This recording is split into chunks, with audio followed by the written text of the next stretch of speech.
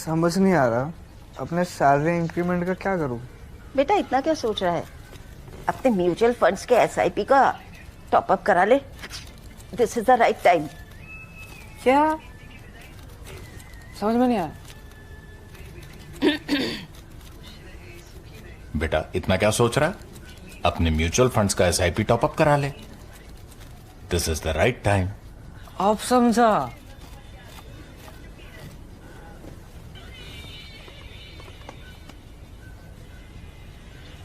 Mutual fund investments are subject to market risks. Read all scheme-related documents carefully.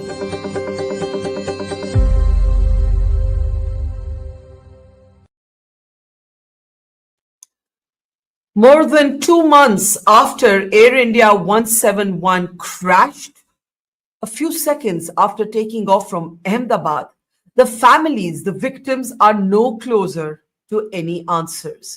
In the meantime, as often happens in these cases, the headline has tragically fallen off our front pages, our prime time, leaving the families and the victims alone to grapple with the mounting questions about what caused the crash. In the midst of all this, a highly contentious and widely criticized preliminary investigation report left us all with more questions than it did answers. Now, at least 95 families have decided to sue Boeing in their quest for both answers and justice. And in a moment from now, we'll be talking to the senior aviation attorney from the United States of America who's representing these families in court and taking on Boeing. I'm Barkha Dutt. You're with the Mojo story. These are images that scarred a nation, that jolted the world. The crash of Air India 171 right after it took off from Ahmedabad. The plane was headed for London. Parts of the plane rammed into a medical college, killing those on ground as well. The questions have mounted, especially after a highly contentious and debated preliminary investigation report that referred mostly vaguely to a conversation that took place in the cockpit between Captain Sumeet and Captain Clive, referencing evidently the transitioning of the fuel control switches from run mode to cutoff mode. No actual transcript of the cockpit conversation has been released either in that report or otherwise. There have also been mounting questions about the condition in which the black boxes, as they're colloquially called, were found, including damage to the rear one that led many aviation experts to focus on the lithium batteries. But contentiously, the preliminary investigation report gave a clean chit to Boeing, and by summarizing and decontextualizing a part of a conversation that took place in the cockpit, the report left the door wide open for the pilots who were no longer alive to defend themselves to be blamed. This is where we stand today, with a mountain of questions and very few answers. Imagine what that means for the victims of the crash. Well, one man, a senior aviation attorney based out of the United States of America, has now decided to represent at least some of these families, 95 of them at last count, in court. I want to welcome to the program a newsmaker today. Mike Andrews is with us. He's a senior attorney with Beasley Allen. He is, as I mentioned, the lawyer representing 95 of these families in a legal petition against Boeing, looking for answers as well as justice. Thank you very much, Mike, for your time. I think it's very important to contextualize that you also represented victims in the 737 MAX Ethiopian air crash. And why that crash is so important is because the crash preceding it of the Lion Air 737 had also seen a similar finger pointing at the pilots. And it took the reality of the Ethiopian air crash for Boeing to acknowledge that there was actually a mistake in its design, the MCAS system that the pilots flying the planes were never told about. And you know, it was that case that really pushed Boeing on the defensive and got them to acknowledge the truth. So you have some experience doing this. Talk a little bit about the importance of the case you've just taken on. Sure, and thank you. So aviation safety affects all of us. One of the things that we've seen in all too tragic detail in this incident is that even individuals who are on the ground or in a nearby building can be affected by failures or faults in aviation safety. Certainly, it affects the flying public, but it can affect everyone. And it also stands for the larger proposition of corporate accountability and governance and transparency in information in cases like this. And I think you've had some experience with the fact that it's not unusual and it's often easy to point a finger at the pilots, most after a devastating air crash, because they're not even alive to make their own case. We have not seen in the case of Air India 171 anyone officially come out and say, except for the Wall Street Journal and Reuters, that it is the pilots who are responsible. But we have seen speculation because of a very open-ended statement in the preliminary investigation report that spoke of the fuel control switches, a conversation about the fuel control switches transitioning from run to cutoff mode. And one pilot saying to the other, "Did you do that?" And the other pilot saying, "No, I did not." And I'm summarizing here because the CVR, the cockpit voice recorder conversation, is not actually available verbatim. I want you to talk about what went through your head when you looked at how the report had articulated this and why that has led to so much speculation, particularly in sections of American media, that the pilots were to blame, leading to great outrage and pain here in the aviation community. Yeah, and I think you've hit at the heart of the matter right now. Typically, in a case in which whatever the failure is on an aircraft, if everyone survives, the pilots survive, the pilots are generally not blamed. Data can be downloaded, and we've certainly seen more recent incidents in the last month involving 787s, including one that happened back in 2019, in which everyone survived. The data was downloaded and was determined to be an uncommanded or an automated computer response issue that was not initiated by the pilots.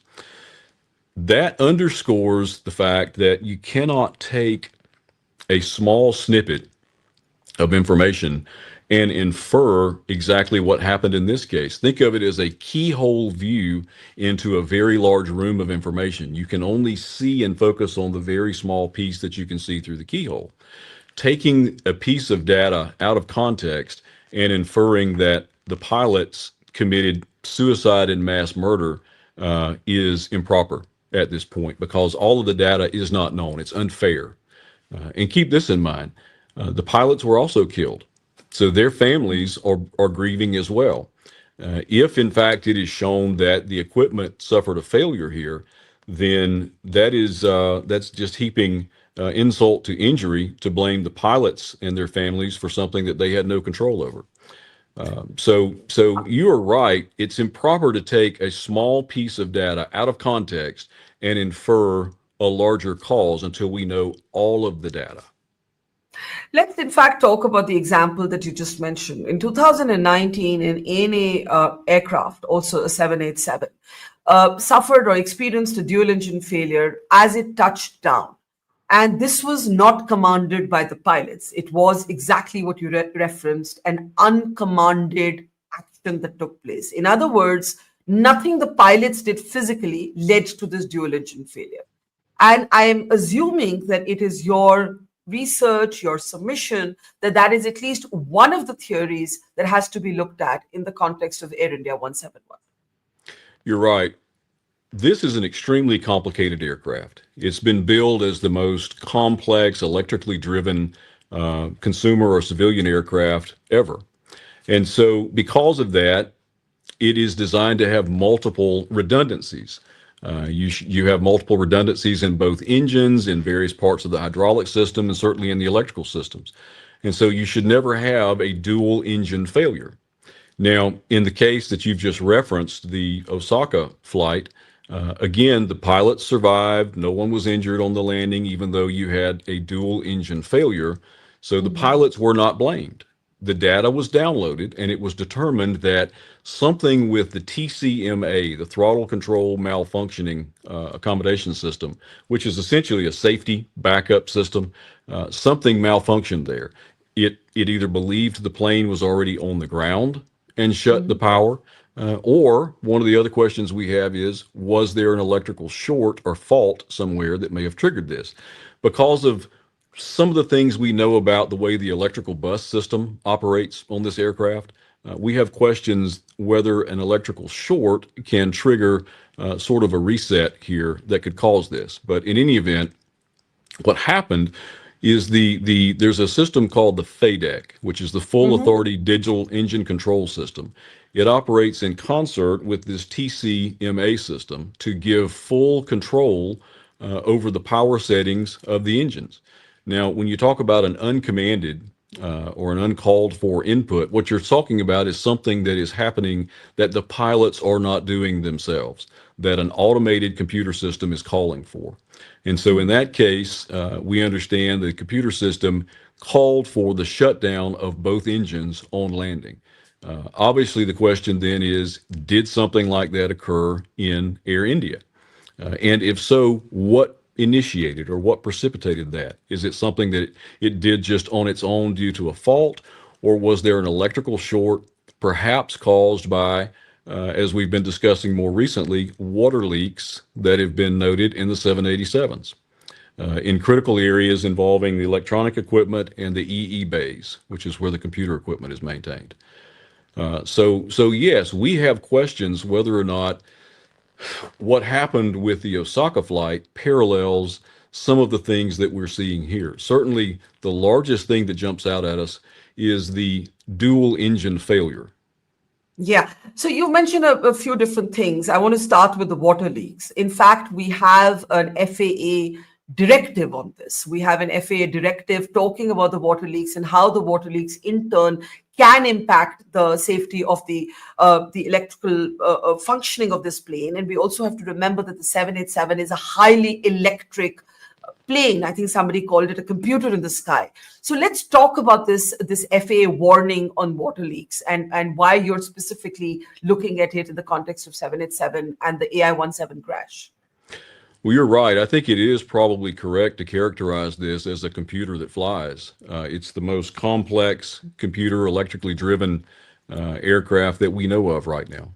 And the FAA directives, as well as Boeing documents that are available online, all indicate that the water lines, specifically water couplings of water lines in the forward and aft lavatories and galleries, leak. And they leak specifically because there's essentially a clamshell coupling that fits over the junction of two water lines where they come together. There's a flanged edge. Where those fit together, a coupling fits around that. And then it has a closure mechanism. Around that, there is a sheath or a covering, right? The way I understand it, when that sheath or covering is fitted back into place, it can cause that latch mechanism to loosen. And in turn, those lines can leak. Now, Boeing issued a close to a 300-page document that details exactly where these couplings are, the part numbers, and the replacement part numbers. And essentially, the replacement, the alternative design, is such that it has a strap, a retaining strap, that holds the closure mechanism closed to prevent it from loosening and leaking. Now, that is significant because anyone who has ever had water get in their phone understands that electronics and water don't usually mix well together. We understand that in the FAA directives as well as the Boeing information, these water leaks can occur in areas that can lead to electrical shorts and specifically can lead to the possibility of losing flight critical computer systems as a result of the electrical shorts. We just pulled out the directive, and I'm just going to read out a portion of it. This is specifically on the water leaks. This is an airworthiness directive, albeit it is for the 787, 8, 9, and 10 models of the 787. And it says that the airworthiness directive was prompted by reports of water leakage from the potable water system due to improperly installed waterline couplings, just what you were explaining. And it goes on to basically say that the FAA is issuing this AD to address the unsafe condition on these products. That's right. And you've hit, that's a large part of it now. And there are a couple of different important things to note in what you've just pulled up. One is it does speak to the leaking waterline couplings. Now, further in the directive and then in a supplemental directive, they go back to qualify to say that they aren't sure if it's an improper installation or if it's a design defect. They go on later to say, no, we think this is a defect in the way this is manufactured, or at least in the coupling itself. So it speaks about a source, right, of being water leaking from the couplings, but it also speaks in that directive to the failure to install waterproofing materials in those critical areas. And then the unsafe condition section that you've just pulled up there underscores exactly what I said a few moments ago. It can cause equipments in the EE bays to become wet, resulting in an electrical short and potential loss of system functions essential for safe flight. Now, I think it's also important to note that this all began from actual reports in the field. We understand from some of the directives that equipment had to be replaced on various aircraft because water was leaking into it. Now, we don't have full details on what the equipment was or what the effect of those leaks were on that equipment, but we know that this was important enough for not only the FAA to issue more than one directive or bulletin, but also for Boeing to issue a very detailed, nearly 300-page report on specifically how it is to be replaced, all the areas that are to be replaced and inspected, and including the man hours and how much it will cost for all of this work to be done. Now, this is one aspect that investigators and people like yourselves will look at and ask answers of. Aviation experts that I've been interviewing over the last couple of months have also urged us to look at the condition in which what we colloquially call the black boxes, the FTRs, were recovered. And this plane, of course, has two, one in the front and the second in the rear. And a number of experts have argued, and this fits in somewhere with your theory of an electrical short, that the condition in which the rear black box is recovered points to some sort of problem with the lithium-ion batteries. The 787 has had these problems before, and that these images on your screen, which is of the AI-171 flight data recorders, is typically not how you find, this is not the condition in which you find the flight data recorders. And I'm just wondering if you had a chance to look at this aspect. We have looked at that. I'm aware of those reports in the media. And what you have to remember is that every crash is unique. The dynamics and certainly a post-crash fire are always unique in every incident. So sometimes you can look at post-crash data like the photographs that you see on the screen there and say, this may or may not be typical of what a normal or a typical fire would be. The problem is we don't know what else may have affected the fire pattern or the burn pattern, which again gets us back to the importance of the data, right? And so one of the things that we can get from the flight data recorder, from the forward and the aft recorder, assuming that information is all available, is a timeline. And that is more important than anything for us. And it's important for a number of reasons. First and foremost, we need to know when the RAT, the ram air turbine, deployed relative to any of these other things that are occurring. We can determine a timeline in the aircraft based on a number of things. You can use what's sometimes referred to as Zulu time from when the mic is keyed for air traffic control. But you can also take the data in the flight data recorder and establish an independent timeline relative to certain points. And here's what I mean by that.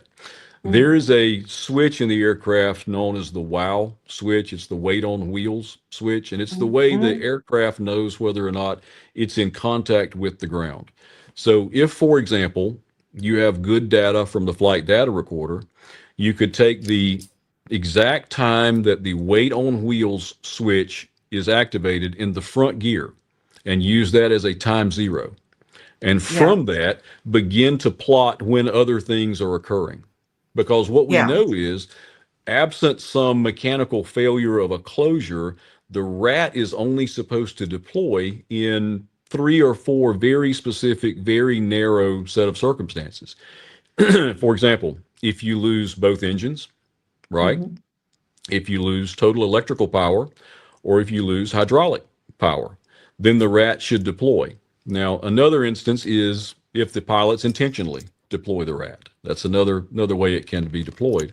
And then more recently in the news, we've seen reports where apparently there were substandard component parts used in some 787 aircraft for the rat closure mechanism. Essentially, Substandard titanium. We'd actually reported on that. that's correct. As I understand it, titanium is very, very strong, but it can be very brittle. And because of that, in certain applications, you need to have an alloy which can add to more malleability or more flexibility, less brittleness over time. Apparently, a more pure form of titanium may have been used on some of the closure mechanisms, which led to failures in flight and the rat deploying when it should not have. But getting back to the significance of the timeline and why that is important in looking at the rear flight data recorder, and it's simply this: when did things happen relative to the rat deployment? What is it that is happening that is causing the rat to deploy, right? Is there an electrical failure that is occurring somewhere that is causing the rat to deploy? And that can get back to your question regarding batteries. For example, if there was a battery issue on the plane, if there were a battery fire. Now, we've not seen any other indication of that other than the photographs that you just mentioned that call into question the condition of that recorder in the rear of the plane. But that is one possibility if you have an electrical interruption or an electrical short that triggers the changeover of the electrical bus system, which brings me to another point that I'll talk about in a second.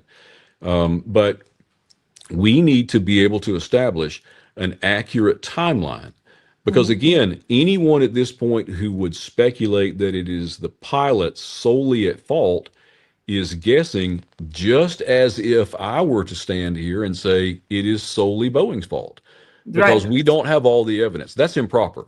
That's not the way you conduct an investigation, by looking at out of context, small snippets of information. You need to have the whole picture in order to see what's happening. And so to get me back to the issue that I started to talk about on the electrical bus system, think about, not everyone has an electrical generator, for example, at their home for backup power or solar power.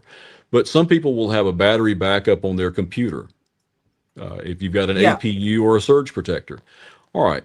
So if you lose primary electrical power, there is a brief second, millisecond, 2 seconds, whatever the delay period is, when it switches over from the primary power to the backup power. Right? There's a brief pause. Sometimes it can reset a computer. Sometimes the lights in the house can dim and come back on.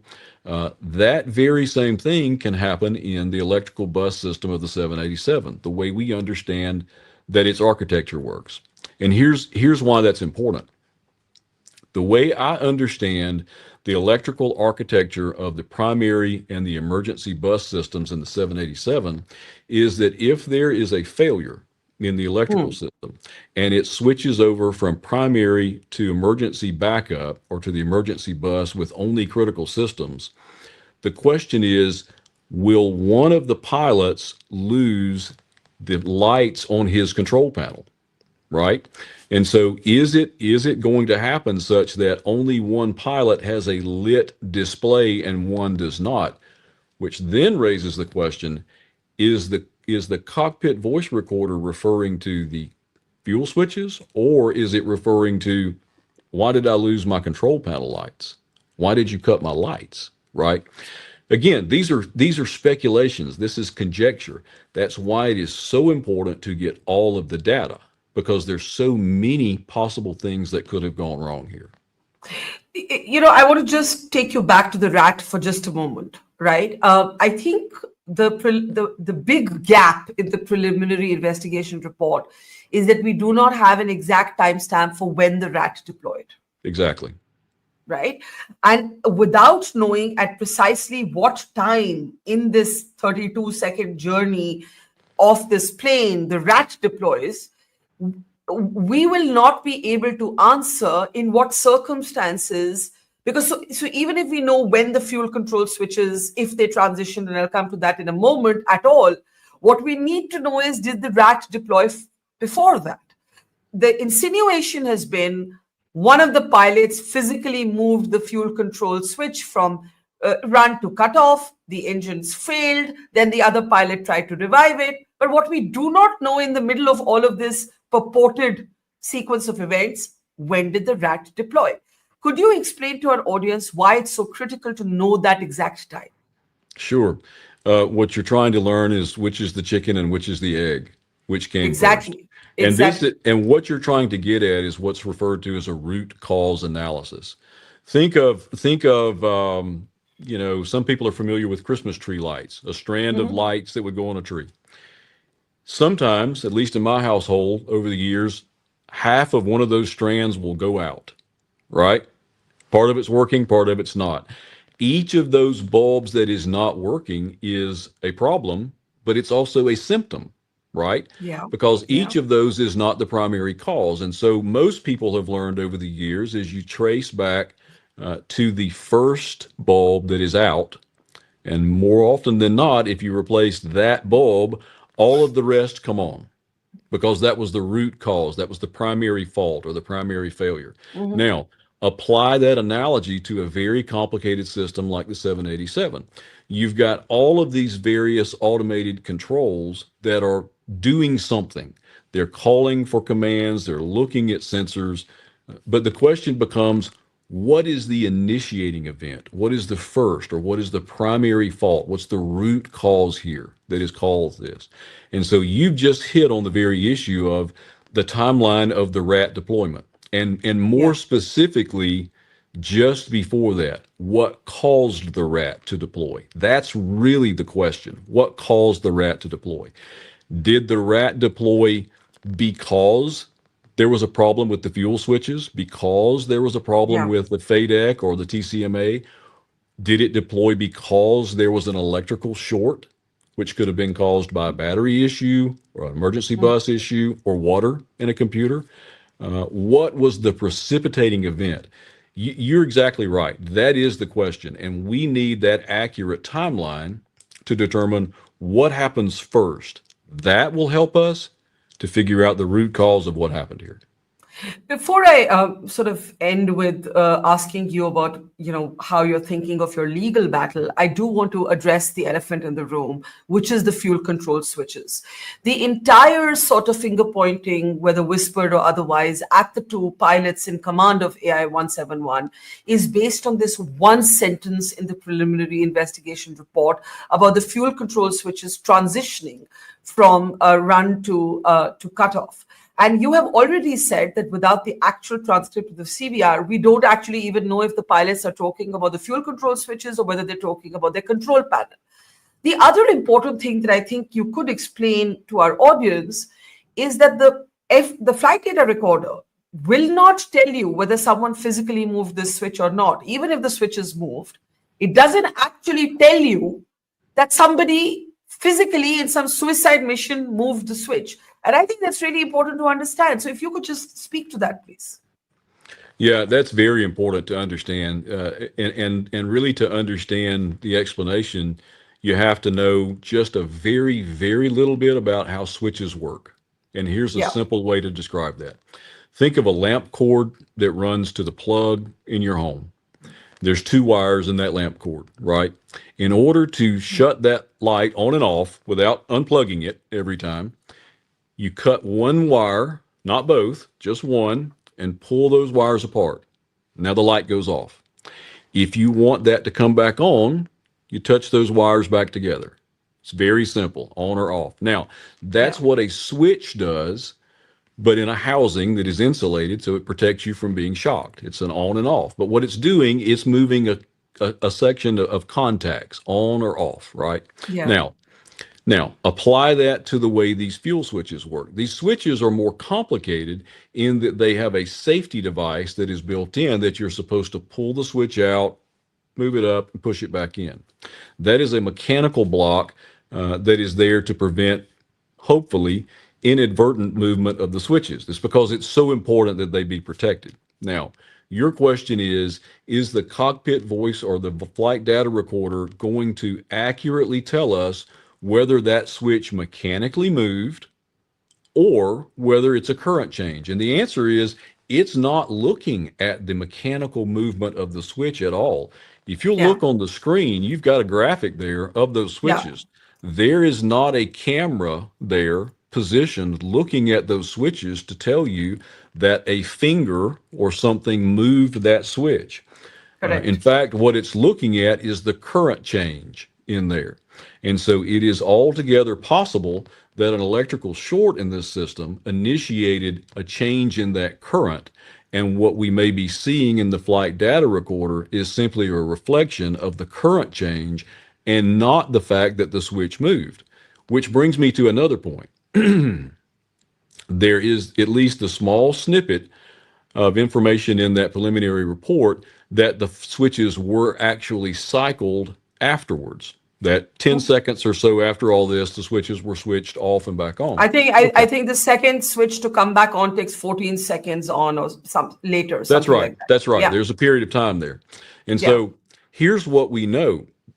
For a memory action item, for things that pilots are trained to do automatically, they don't really think through, they don't have to look at a checklist, they just know to do. One of those things, in this case, would be the old IT trick of unplug it and plug it back in, right? You've always been told if your computer doesn't work, unplug it and plug it back in. Well, that's a similar thing here. It's to switch it off and switch it back on. So it's altogether possible that this second movement was by hand as an attempt to reset or restart the system, which, by the way, is contrary to a suicide narrative. If the pilots are attempting to commit suicide, why would you try to relight the engine? Why would you try to restart and control the aircraft? That is completely contrary to that narrative. So it's possible that the first event may have resulted from a short or a computer fault, and the second is the human trying to overcome that or reset that system. That's very clear. So the first happens as a result of an electrical short, possibly. And the second attempt is to physically restart them. And that, by the way, is in the Boeing, from what I understand, is in the SOP manual of Boeing that you do physically try and do, basically like we do in life. You turn something off and you turn it on again to see if it would work. Right. I want to ask you in the end, Mike, you actually made a trip to Ahmedabad. You made a trip, you came to India. Why was it important for you to do that, and what did you pick up? Well, for me, in all the years of my practice, it's always been important for me to see as much of the actual evidence as I can firsthand. Photographs are great, video is great, but being there present, meeting with families in person is always more important to me, because you get, there's always so much to get in context when you meet with people in their homes or at the crash site. And certainly I visited the site twice. The first was while there was still a pretty heavy police presence on scene. And we visited and saw the area. Actually learned that we were standing in the area where the lone survivor came out, which was Mr. Vishwas Kumar Ramesh, standing in that area. And so while we were there, we were able to see the burns areas. We were able to see the devastation and the extent of the area. But certainly during the second visit, we were there for a candlelight vigil in which the families organized and invited us to attend in remembrance at the 2-month anniversary.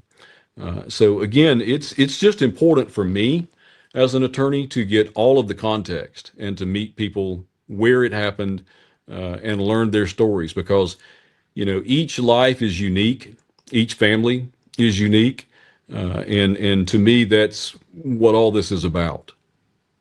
Finally, in the absence of publicly available data, because as you've said, we do not have the transcript of the cockpit voice recorder, we do not have a lot of information right now. Could you, as the attorney representing these families, actually be able to access this data through, let's say, American transport agencies that have had access to the investigation? How is this legally going to work, and how do you address those who have skepticism that Boeing somehow always manages to to cut a deal. For example, it's escaped penalties by settling with the administration in the United States of America. This is after its CEO has admitted to serious security lapses while testifying to Senate and Congress. So I want you to tell us what happens now. How are you actually going to build this case? Will you be able to access data? And how do you address this question of this behemoth called Boeing with a dodgy, to put it mildly, security record?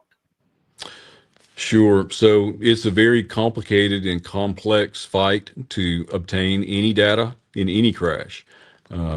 Sometimes in smaller aircraft crashes, we're able to get what little data is available, although those planes typically don't have the more complex, larger flight data recorders. Usually this information in a case like this is not given voluntarily. It will not be produced voluntarily. Here we are months after, and obviously we've only seen this very small controversial bit of data so far. What we understand, and although we were not privy to the internal communications, but what we understand is that some of the data may have been provided to some of the U.S. regulators. Certainly we understand that all of the data was not given to Boeing. We understand that some may have been shared with the FAA and then in turn with the NTSB. So one of the ways that we can attempt to obtain that data is by starting what's called a FOIA, a Freedom of Information Act request in the United States. We have, we have filed that and are waiting for a response. Those responses can take a long time. They're also subject to approval by the various regulators. Also can be affected by the status of the investigation and which agency in the U.S. may be involved in the investigation. For example, the NTSB might be able to say, we are not going to produce data because it's an ongoing investigation that we're working in, while another regulator or body in the U.S. might not be able to say that same thing. And so we file the FOIA to begin the process, to see what the responses are going to be, in hopes, at least, that we can start putting some of this data together. Now, your larger question is, how do you hold a company like Boeing or any other of its size accountable? The U.S. justice system is such that, in theory, it is designed so that a single individual, a single family, can hope to stand on a level playing field with a huge multinational corporation and seek accountability. Seek accountability and transparency and understanding of what happened and how it happened, why it happened, and how to prevent that from happening again. And so, like it or not, these families have earned that right. If the cases can be brought in the United States, these families have earned the right to know why this happened and what happened, and to seek accountability and to seek to try to help keep this from happening to any other family ever again. Well, all I'll say in the end, Mike, is that, I wish you all luck in this fight, because the families need someone to speak for them, to advocate for them. This is in the nature of news is such that we tend to go from one headline to the other, no matter how deeply we try and report something. And I can only imagine the pain, the loneliness, the anguish, the questions that these families have. And hopefully you're representing them with all your experience will get them and all of us, because it impacts all of us, the flying public, some answers. Thank you very much, Mike Andrews. We'll be in touch, and thank you for talking to us. Thank you very much. Thank you. Take care. It's great to see you here. Thank you for watching our work. If you haven't subscribed yet, don't forget to click the bell icon and subscribe to Mojo Story and support independent, robust journalism.